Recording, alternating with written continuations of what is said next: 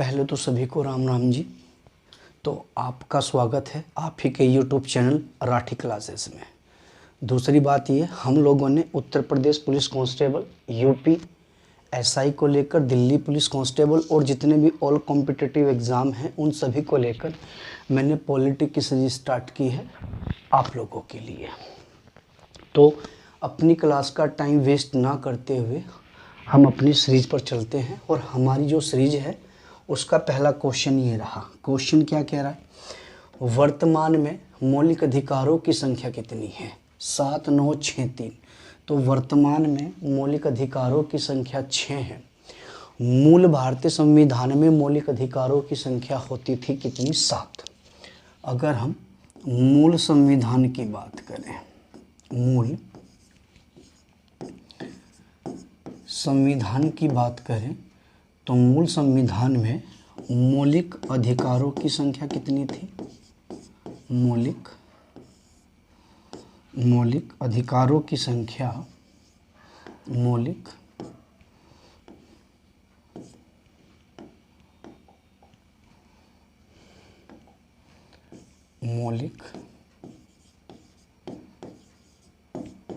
अधिकार की अगर हम बात करें तो मूल संविधान में मौलिक अधिकार हमारे कितने थे? मौलिक अधिकार हमारे 7 थे। लेकिन वर्तमान में मौलिक अधिकारों की संख्या कितनी है? तो वर्तमान में मौलिक अधिकारों की संख्या 6 है। लेकिन मूल संविधान में मौलिक अधिकारों की संख्या कितनी होती थी? 7 होती थी। तो वो कौन सा मौलिक अधिकार है जो मौलिक अधिकारों की सूची से हटा दिया गया? वो अधिकार है राइट टू प्रॉपर्टी का, यानी संपत्ति का अधिकार। संपत्ति का जो अधिकार था यानी राइट टू जो प्रॉपर्टी थी, पहले वो क्या था? पहले वो हमारा मौलिक अधिकार था। और मौलिक अधिकारों की सूची के हिसाब से देखें तो मौलिक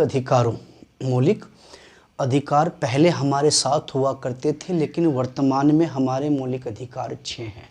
तो जो हमारा संपत्ति का जो अधिकार है, जो हमारा राइट टू प्रॉपर्टी है, वो मौलिक अधिकारों की सूची से हटा दिया गया है। इसलिए वर्तमान में मौलिक अधिकारों की संख्या 6 है। लेकिन मूल संविधान में मौलिक अधिकार कितने हुआ करते थे? 7 हुआ करते थे। 44वें संविधान संशोधन 1978 के द्वारा, 44वें संविधान संशोधन 1978 के द्वारा संपत्ति के अधिकार को मौलिक अधिकारों की सूची से हटाकर वर्तमान में विधिक अधिकार बना दिया गया है, जो आपका अनुच्छेद 300A में वर्णित है। तो नेक्स्ट, मौलिक अधिकारों की अगर हम बात करें तो प्रेजेंट टाइम की अगर हम बात करें तो प्रेजेंट टाइम में मौलिक अधिकार हमारे कितने हैं? मौलिक अधिकार हमारे 6 हैं। तो पहला जो हमारा मौलिक अधिकार है वो समता का अधिकार है। दूसरा जो हमारा मौलिक अधिकार है वो आप लोगों का क्या है? स्वतंत्रता का अधिकार है। तीसरा जो मौलिक अधिकार है वो शोषण के विरुद्ध अधिकार है। चौथा जो मौलिक अधिकार है हम लोगों का वो कौन सा है? आपका धार्मिक स्वतंत्रता का अधिकार। और पांचवा जो मौलिक अधिकार है हम लोगों का वो भाषा एवं संस्कृति का अधिकार है। और छठा जो हम लोगों का मौलिक अधिकार है वो संवैधानिक उपचारों का उपबंध है। अगर हम समता के अधिकार की बात करें, जो हमारा पहला अधिकार है समता का अधिकार, तो किस अनुच्छेद से लेकर किस अनुच्छेद तक? तो समता का जो अधिकार है वो आर्टिकल 14 से लेकर 18 तक। स्वतंत्रता का जो अधिकार है वो आर्टिकल 19 से लेकर 22 तक। और शोषण के विरुद्ध जो अधिकार है वो आर्टिकल 23 और आर्टिकल 24। और धार्मिक स्वतंत्रता का जो मौलिक अधिकार है आर्टिकल 25 से लेकर 28। और भाषा एवं संस्कृति का जो मौलिक अधिकार है आर्टिकल 29 और आर्टिकल आपका 30। और जो संवैधानिक उपचारों का उपबंध है, ये जो हमारा मौलिक अधिकार है, ये आर्टिकल कहाँ है? 32 में है, आर्टिकल 32 में है। और मैंने आपको पहले भी क्लास में बता चुका हूँ, आर्टिकल 32 को डॉक्टर भीमराव अंबेडकर जी ने संविधान का क्या कहा है? संविधान की आत्मा कहा है। संविधान की आत्मा कहा है। तो क्वेश्चन हमारा क्या था, वर्तमान में मौलिक अधिकारों की संख्या कितनी है? तो वर्तमान में मौलिक अधिकारों की संख्या 6 है, लेकिन मूल संविधान में मौलिक अधिकारों की संख्या 7 हुआ करती थी। 7वां जो मौलिक अधिकार था, यानी कहने का मतलब ये जो हमारा संपत्ति का जो अधिकार था, हमारा जो राइट्स टू प्रॉपर्टी था, वो वर्तमान में मौलिक अधिकार नहीं है। वर्तमान में वो एक कानूनी अधिकार है जो कि अनुच्छेद 300A में उल्लेखित है, वर्णित है। मौलिक अधिकार, समता का अधिकार, स्वतंत्रता का अधिकार, शोषण के विरुद्ध अधिकार, धार्मिक स्वतंत्रता का अधिकार, भाषा एवं संस्कृति का अधिकार, संवैधानिक उपचारों का उपबंध। आपको ये आर्टिकल भी पता होना चाहिए कि भाई कौन सा आर्टिकल किस अधिकार की बात करता है।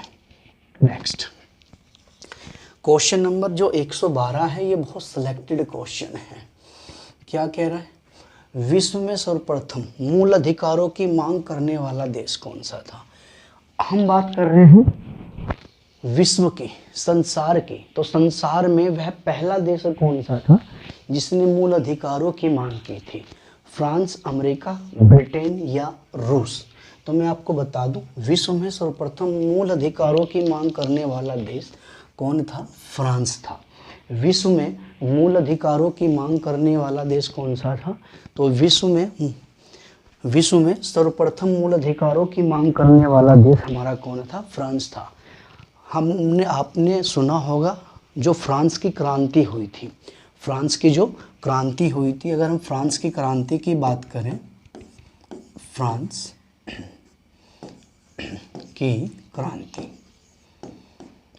की क्रांति ये हुई थी हमारी 1789 में। तो जो फ्रांस की क्रांति हुई थी, फ्रांस की क्रांति का कारण ही क्या था? मूल अधिकारों को लेकर था। तो ध्यान रखना, विश्व में सर्वप्रथम मूल अधिकारों की मांग करने वाला देश कौन सा था? फ्रांस था। और फ्रांस की क्रांति कब हुई थी? 1789 में हुई थी। और फ्रांस की क्रांति का जो नारा था वो क्या था?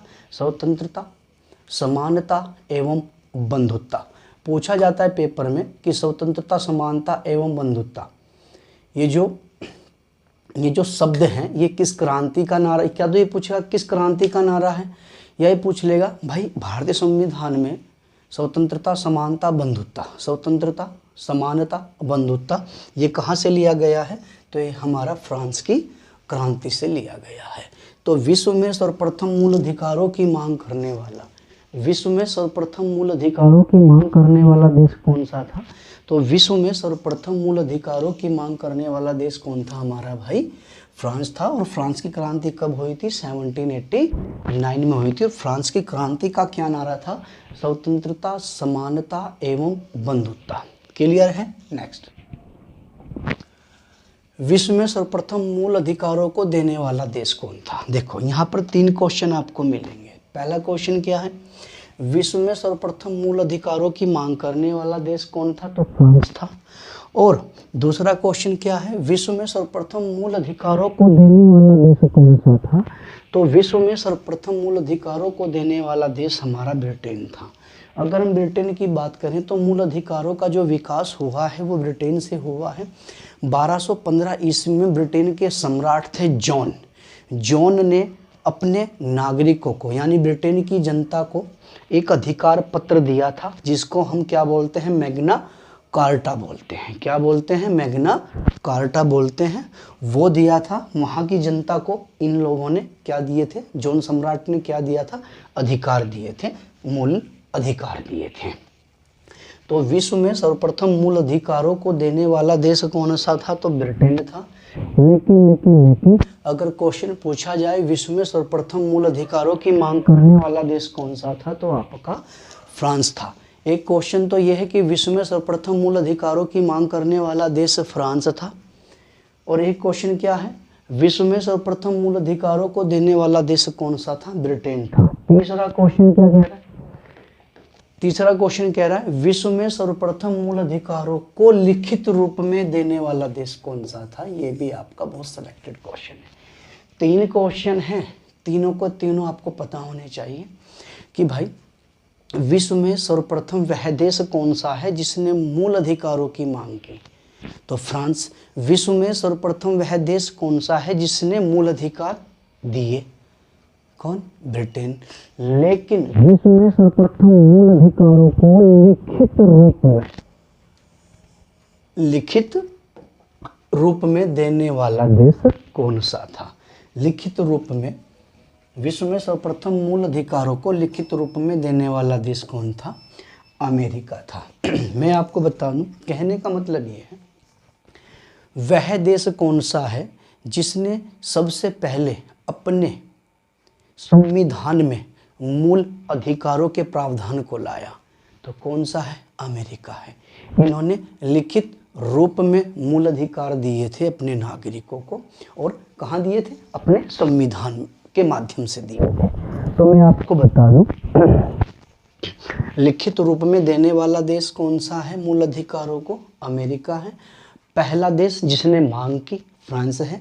देने वाला जिसने पहली बार अपने नागरिकों को मूल अधिकार दिए तो कौन सा है? ब्रिटेन। लेकिन अगर लिखित रूप में बात आए तो कौन सा है? अमेरिका है। मैं आपको बता दूं, जिस समय मूल अमेरिकी संविधान में मौलिक अधिकारों का कोई प्रावधान नहीं था, मूल अमेरिकी संविधान में मौलिक अधिकारों का कोई प्रावधान नहीं था, क्लियर है? 1791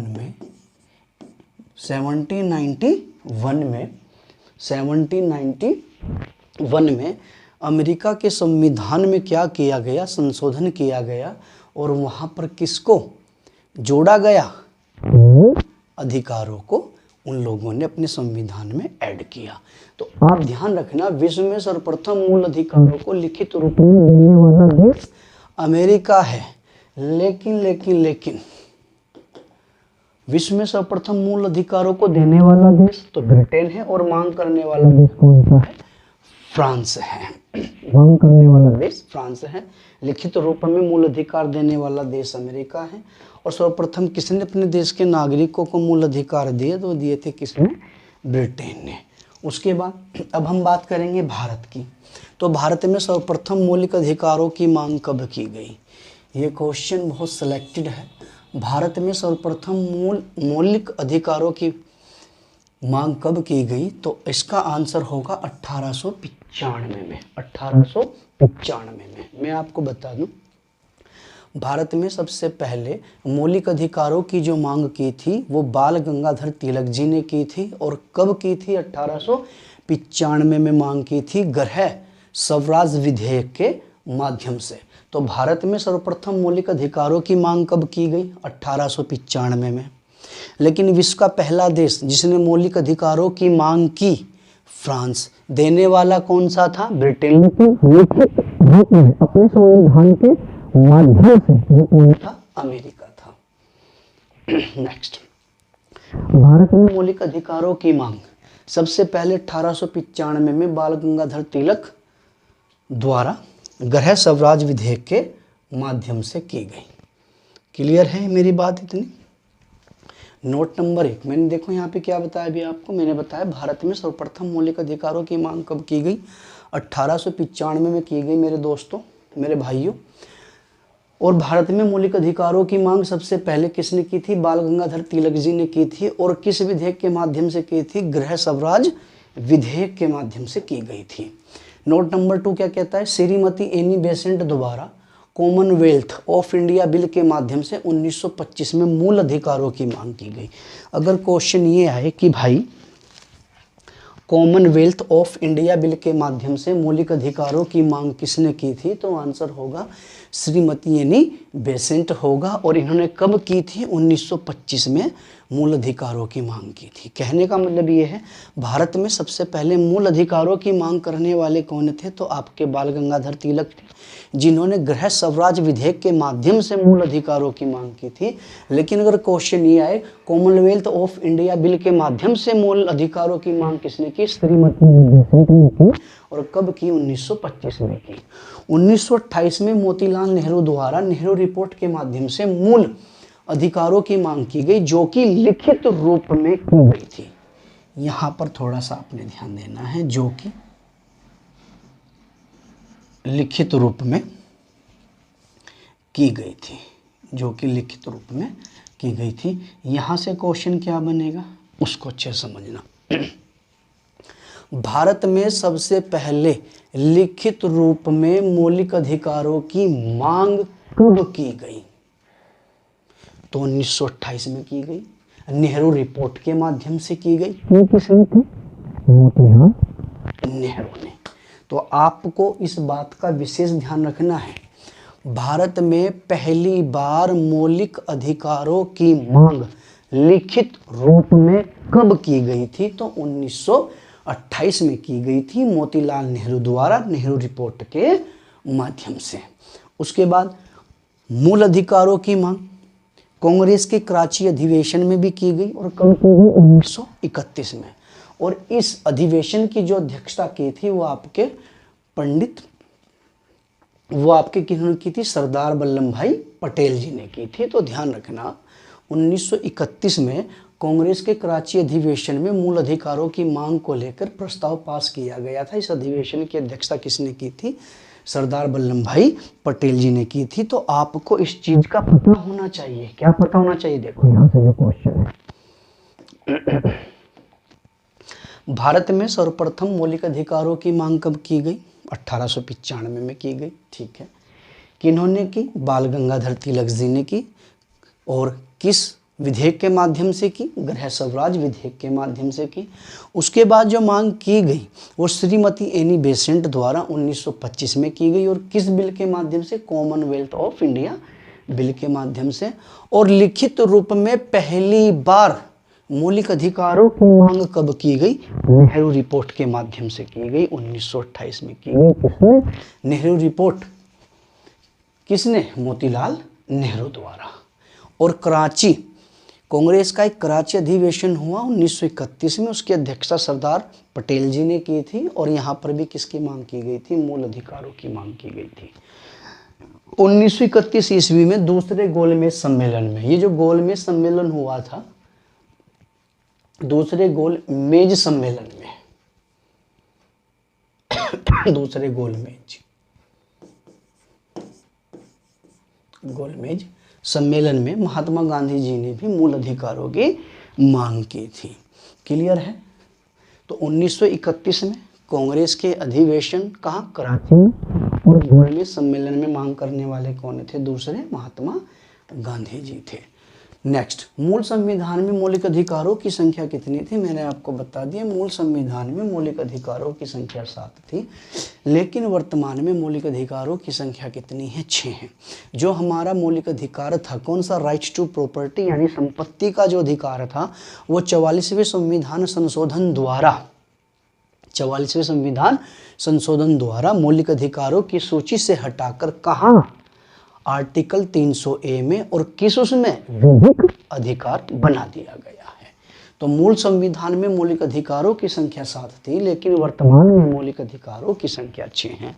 6 के 6 मैंने आपको बताया। समता का अधिकार 14 से 18, स्वतंत्रता का अधिकार 19 से 22, शोषण के विरुद्ध अधिकार 23-24, धार्मिक स्वतंत्रता का अधिकार 25 से 28, और भाषा एवं संस्कृति का अधिकार 29-30, और संवैधानिक उपचारों का उपबंध आर्टिकल 32। नेक्स्ट,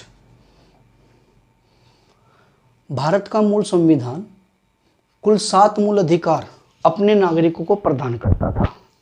मैंने कुछ बातें लिखी हैं यहाँ से ताकि आपका पूरा ही डाउट क्लियर हो जाए। मैंने आपको बताया था भाई, वर्तमान में मौलिक अधिकारों की संख्या 6 है, लेकिन मूल संविधान में मौलिक अधिकारों की संख्या 7 थी।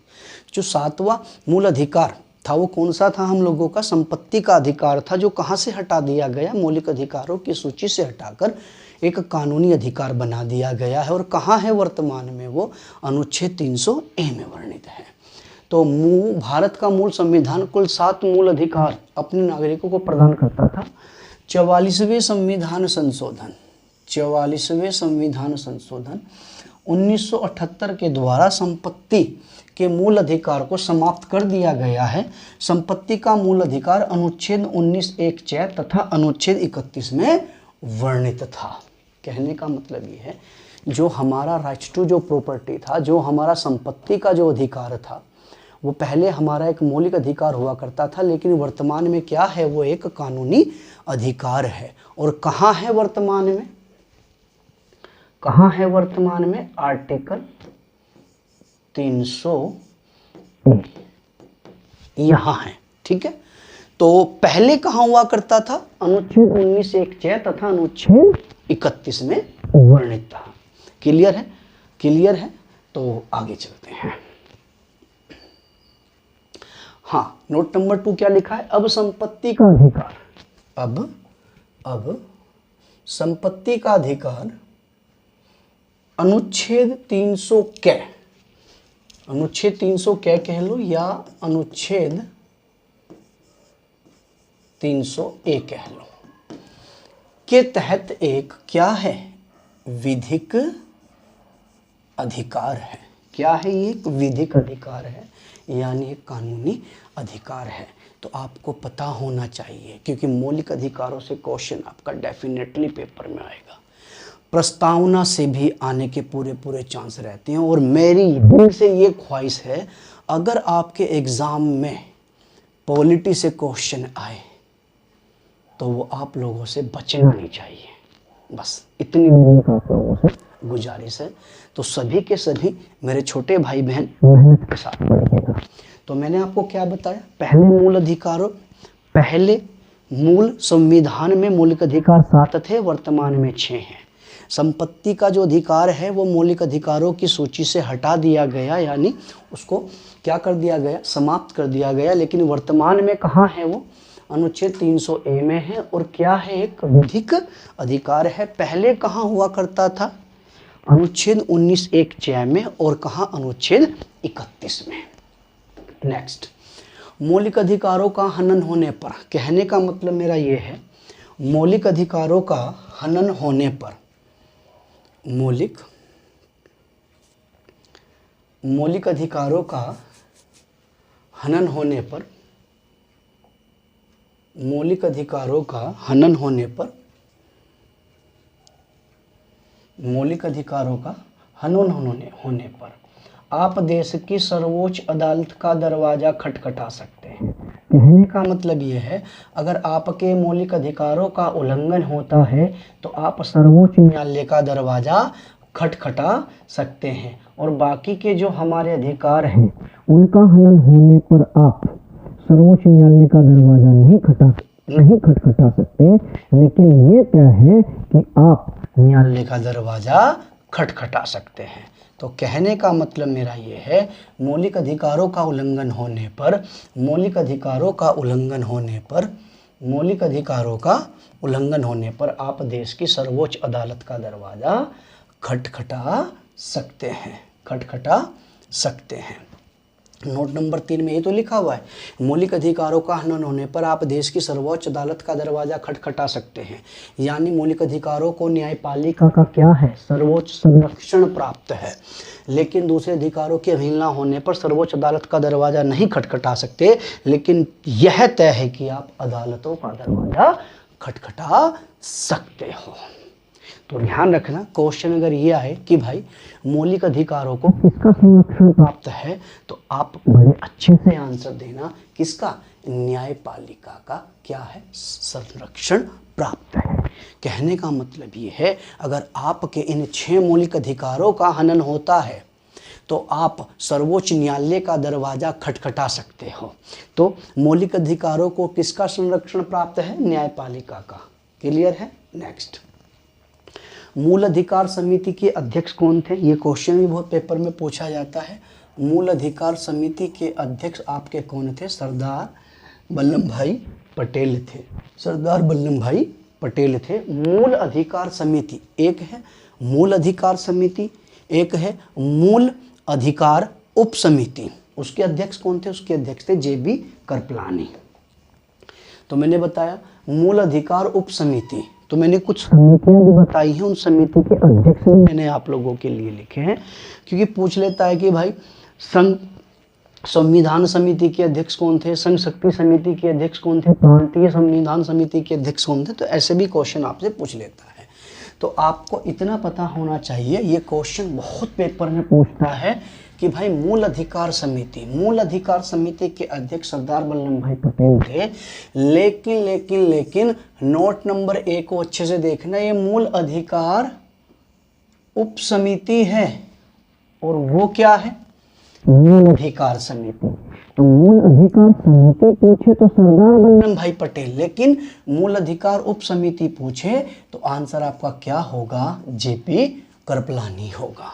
क्लियर है, क्या होगा, जेबी कृपलानी होगा। ऐसे ही प्रारूप समिति के अध्यक्ष पूछे तो डॉक्टर बी आर अम्बेडकर। संघ शक्ति समिति, संघ संविधान समिति और राज्य समिति, कहने का मतलब ये है संघ शक्ति समिति 1, संघ संविधान समिति 2 और राज्य समिति 3, इनके अध्यक्ष कौन थे, पंडित नेहरू थे।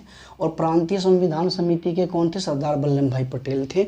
नियम प्रक्रिया समिति, संचालन समिति के अध्यक्ष कौन थे, तो डॉक्टर राजेंद्र प्रसाद थे, डॉक्टर राजेंद्र प्रसाद थे। क्लियर है। तो मूल अधिकार समिति के अध्यक्ष पूछे, मूल अधिकार समिति के अध्यक्ष पूछे तो आंसर क्या होगा, मूल अधिकार समिति के अध्यक्ष पूछे तो आंसर सरदार वल्लभ भाई पटेल होगा। और मूल अधिकार उप समिति के अध्यक्ष पूछे तो कौन होंगे, जेबी कृपलानी जी होंगे। और प्रारूप समिति के doctor B are Ambedkar ji होंगे। और संघ शक्ति समिति, संघ शक्ति समिति, संघ संविधान समिति, राज्य समिति के अध्यक्ष पंडित नेहरू, प्रांतीय संविधान समिति के आपके सरदार पटेल जी और नियम प्रक्रिया समिति, संचालन समिति के आपके डॉक्टर राजेंद्र प्रसाद जी। नेक्स्ट, भारत एक गणतंत्र है, इसका अर्थ है, भारत एक गणतंत्र है, इसका क्या अर्थ है, ये क्वेश्चन है। भारत एक गणतंत्र है, इसका क्या अर्थ है, तो मैं आपको बता दूं, भारत में संसदीय शासन नहीं है, भारत राज्यों का संघ है, भारत में वंशानुगत शासन नहीं है, इनमें से कोई नहीं। तो भारत एक गणतंत्र है, इसका अर्थ ये है भारत में वंशानुगत शासन नहीं है। कहने का मतलब ये है हमारे देश का जो संवैधानिक, जो सर्वोच्च संवैधानिक पद है वो कौन है, वो राष्ट्रपति पद है। क्लियर है। हमारे देश का सर्वोच्च संवैधानिक पद कौन सा है, वो राष्ट्रपति का पद है। और राष्ट्रपति यहाँ जो बनता है वो कौन बनता है, कौन बनता है बताइए आप, वंशानुगत के हिसाब से या फिर यहाँ पर राष्ट्रपति का निर्वाचन होता है। तो हमारे देश में राष्ट्रपति का निर्वाचन होता है, यहाँ वंशानुगत वाला सिद्धांत नहीं काम करेगा। तो ध्यान से समझना, भारत एक गणतंत्र है, इसका अर्थ क्या है, भारत में वंशानुगत शासन नहीं है, क्योंकि भारत के राष्ट्रपति का निर्वाचन होता है। क्लियर है मेरी बात। कहने का मतलब ये है कि भारत में जो राष्ट्रपति बनेगा, अगला राष्ट्रपति उसका बेटा नहीं बनेगा, उससे आगे चलकर उसका बेटा नहीं राष्ट्रपति बनेगा, कौन बनेगा, निर्वाचन के हिसाब से। बात समझ में आई। तो यहाँ भारत के राष्ट्रपति का क्या होता है, चुनाव होता है। इसलिए भारत एक गणतंत्र है, भारत में वंशानुगत शासन नहीं है। नेक्स्ट, निम्नलिखित में से कौन सा एक मौलिक अधिकार है। मैंने बताया था आपको, क्या बताया था कि भाई मौलिक अधिकारों की अगर हम संख्या की बात करें, मौलिक अधिकारों की अगर हम किसकी बात करें, संख्या की बात करें, तो मौलिक अधिकारों की जो संख्या है वो कितनी है, मौलिक अधिकारों की संख्या आपकी 6 है। और 6 के 6 मैंने आपको बता दिया, समता का अधिकार, स्वतंत्रता का अधिकार, शोषण के विरुद्ध अधिकार, धार्मिक स्वतंत्रता का अधिकार, भाषा एवं संस्कृति का अधिकार, संवैधानिक उपचारों का उपबंध। तो निम्नलिखित में से कौन सा एक मौलिक अधिकार नहीं है, स्वतंत्रता का अधिकार हमारा मौलिक अधिकार है, धर्म की स्वतंत्रता का अधिकार हमारा मौलिक अधिकार है, समता का अधिकार हमारा मौलिक अधिकार है, लेकिन जो संपत्ति का अधिकार है वो वर्तमान में हमारा मौलिक अधिकार नहीं है। वो वर्तमान में क्या है, एक विधिक अधिकार है, एक कानूनी अधिकार है। बात समझ में। तो इस टाइप से भी आपसे पेपर में क्वेश्चन हो सकता है। तो मौलिक अधिकारों की वर्तमान में संख्या की बात करें, अगर हम प्रेजेंट टाइम में संख्या की बात करें तो प्रेजेंट टाइम में संख्या 6 है। और जो संपत्ति का अधिकार है वो वर्तमान में क्या है, ये वर्तमान में एक कानूनी अधिकार है, कानूनी अधिकार है, ना कि आपका ही मौलिक अधिकार है। स्वतंत्रता का जो अधिकार है वो हमारा मौलिक अधिकार है। और अगर हम इसके आर्टिकल की बात करें तो आर्टिकल 19 to 22, 19 to 22। धर्म की स्वतंत्रता की अगर हम बात करें कि भाई अनुच्छेद, तो ये आर्टिकल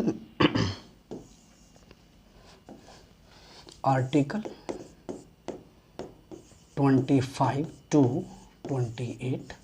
समता की बात करें तो आर्टिकल 14 to 18 पता होना चाहिए आपको।